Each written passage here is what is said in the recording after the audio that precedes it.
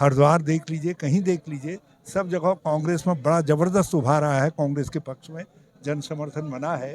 तो उस समर्थन को देख करके बौखलाई हुई भाजपा, पगलाई हुई भाजपा, खौफजदा भाजपा, घबराई हुई भाजपा और उनके नेता अनाप शनाप अनर्गल प्रलाप कर रहे हैं। नहीं, वो तो जब उनके पास कुछ रहा नहीं, मान लो विकास का कोई मुद्दा नहीं है, रोजगार का कोई मुद्दा नहीं है, सिर्फ वह उल्टी सीधी हिंदू मुस्लिम की बात करके और उल्टी सीधी बात करके लोगों का ध्यान बांटना चाहती है। जनता ने मन भुला चुका, ध्यान नहीं बांटेंगे, एक कोट कांग्रेस को देंगे। उनका तो मैनिफेस्टो है ही नहीं कि पता नहीं किस हरिद्वार लोकसभा चुनाव संपन्न होने के बाद कलीय विधायक फुरकान अहमद ने कार्यकर्ताओं का आभार एवं सम्मान कार्यक्रम आयोजित किया। कार्यक्रम में पहुंचे पूर्व मुख्यमंत्री हरीश रावत ने कार्यकर्ताओं से भी भेंट की। भाजपा पर सवाल उठाते हुए उन्होंने कहा कि कांग्रेस के घोषणा पत्र के बारे में भाजपा देश में झूठ फैलाने का काम कर रही है, लेकिन जनता इस झूठ का जवाब चुनाव में उन्हें दे देगी। रुड़की स्थित कैंप कार्यालय पर आयोजित कार्यक्रम में पहुंचे पूर्व मुख्यमंत्री हरीश रावत ने कहा कि कांग्रेस के कार्यकर्ताओं एवं जनता ने इस बार पार्टी की जीत के लिए दिन रात मेहनत की, पूर्ण विश्वास है कि भारी मतों से हम चुनाव जीत रहे हैं।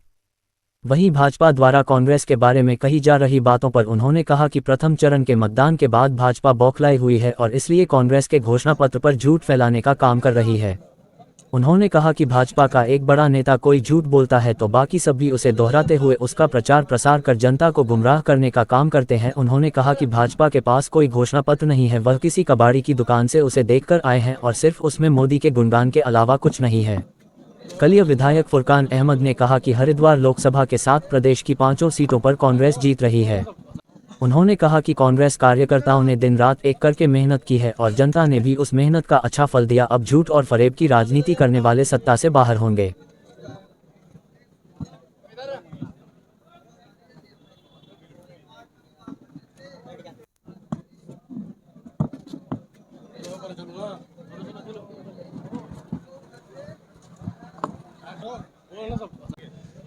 फुरकान जी के पास उनके कार्यकर्ता साथी जिन्होंने इस समय बूथों पर काम किया है तो वो सब आए हैं और तो मैं भी उनको शुक्रिया कहने के लिए आया हूँ कि बहुत मेहनत की आपने, बहुत परिश्रम किया, क्योंकि उन्हीं का परिश्रम होता है जो परिणाम बनाता है।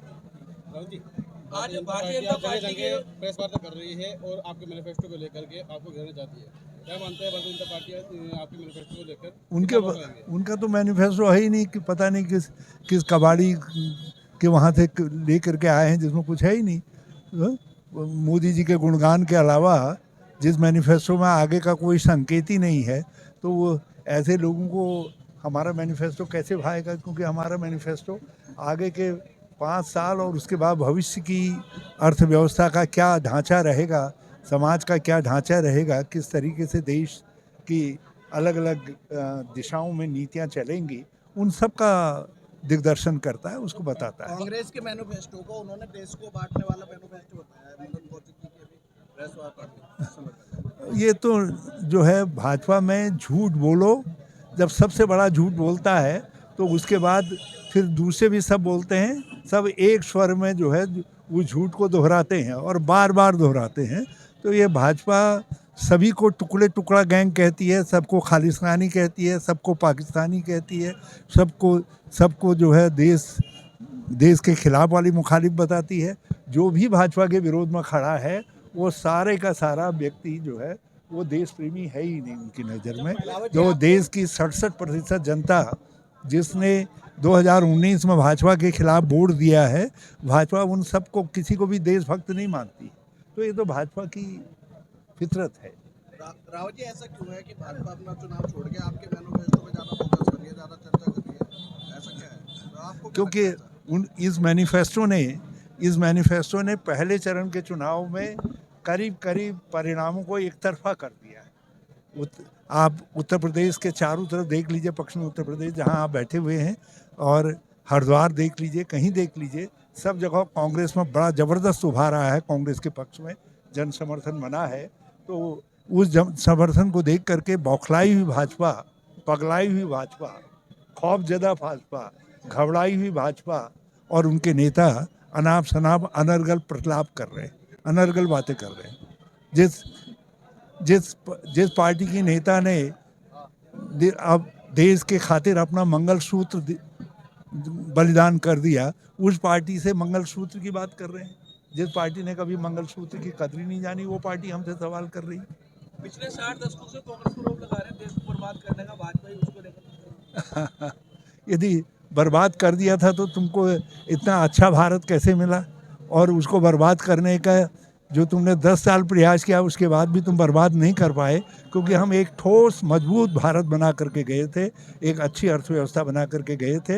इसलिए 10 साल में भी भाजपा उसको पूरी तरीके से तहस नहस नहीं कर पाई। हाँ, आगे वो तहस नहस न कर पाएँ, बर्बाद न कर पाएँ देश की अर्थव्यवस्था को और देश की व्यवस्था को।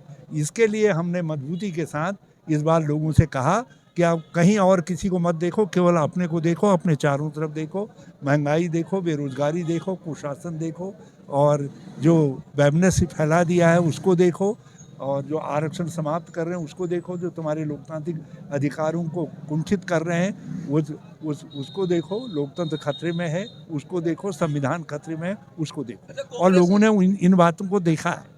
कांग्रेस जो है इस बार का जो चुनाव जीत रही है, आप जैसे बोल रहे हैं कि हम जीत रहे हैं, कितने वोटों जीत रहे हैं आप लोग?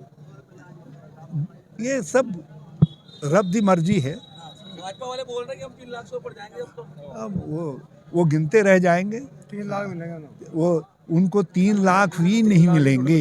वो सही कह रहे हैं, उनको 3 लाख से, लेकिन मैं थोड़ा और सुधार देता हूँ उनको 3 लाख से कम वोट मिलेंगे। देश में 400 सीटों की बात कह रहे हैं, उसको देखा? है? देश में 400 पार की बात जो बोल रहे हैं। लोगों ने निश्चय कर लिया है। जो पहले चरण का मतदान है उससे बिल्कुल साफ जाहिर होता है, लोगों ने भाजपा को तड़ी पार करने का निश्चय कर लिया है। आज जो हमारे क्षेत्र के जो जिम्मेदार साथी थे, हमारे बुजुर्ग थे, हमारे नौजवान साथी थे, जिन्होंने बूथ के ऊपर घरों में से एक वोट निकाल के बूथ तक के पहुंचाया और जी एजेंट बने, उन सबको आज हमने यहाँ पर बुलाया, उनका शुक्रिया अदा करा, उन्हें धन्यवाद किया। इसलिए हम आज अपने क्षेत्र के सभी जिम्मेदार साथियों को यहाँ पर हमने इकट्ठा किया। क्या मानते हैं जो पहला चरण का मतदान है, क्या वो कांग्रेस के लिए है? भाजपा क्योंकि बौखलाई हुई, आज उन्होंने प्रेस कॉन्फ्रेंस दी। ये पहला चरण नहीं, पहले से लेकर आखिर तक सब चरण कांग्रेस के पक्ष में है, क्योंकि जो भारतीय जनता पार्टी ने जो वादे किए थे, महंगाई कम करने की बात की थी, युवाओं को रोजगार देने की बात की थी, किसानों की आय दुगनी करने की बात की थी, सब भारतीय जनता पार्टी के वादे झूठ निकले। आज जनता ने मन बना चुका है कि शुरुआत कर दी पहले चरण से कि आने वाला टाइम कांग्रेस का होगा, और इस बार हमारे आदरणीय राहुल गांधी जी प्रधानमंत्री बनेंगे और इस देश में कांग्रेस की सरकार बनेगी। परिवर्तन हो पाएगा? हाँ बिल्कुल, देश में प्रदेश में सभी जगह परिवर्तन होगा, क्योंकि जनता परेशान हो चुकी है, कारोबार बंद हो चुके हैं सब। भाजपा वाले बोल रहे हैं कि आपके मैन्युफैक्चरिंग में आपका जो घोषणा पत्र है उसमें अल्पसंख्यकों को फायदा देने की बात नहीं, हमारे जो घोषणा पत्र में, जो हमारा घोषणा पत्र में, चाहे अल्पसंख्यक हो, चाहे एससी समाज हो, चाहे पिछड़ा हो, चाहे ऊंची जाति हो, कोई भी हो, सबके लिए एक समान रखा हुआ। जो भी गरीब हो गए, चाहे किसी भी जाति का हो, उनको हर तरह का फायदा दिया जाएगा। इसलिए भाजपा बौखला चुकी है, जो इसलिए उल्टे सीधे बयान दे रही है। राजनीति करती है? ये कांग्रेस हमेशा कौमी एकता की पार्टी है और कौमी एकता में विश्वास करती है और सबको साथ लेकर चलती है। आज वही नतीजा जो कुछ लोग भटक गए थे इधर उधर, आज सब कांग्रेस के साथ है, हर वर्ग हर समाज कांग्रेस के साथ है। भाजपा वाले पूरे देश में प्रेस वार्ता क्यों कर रहे हैं आप?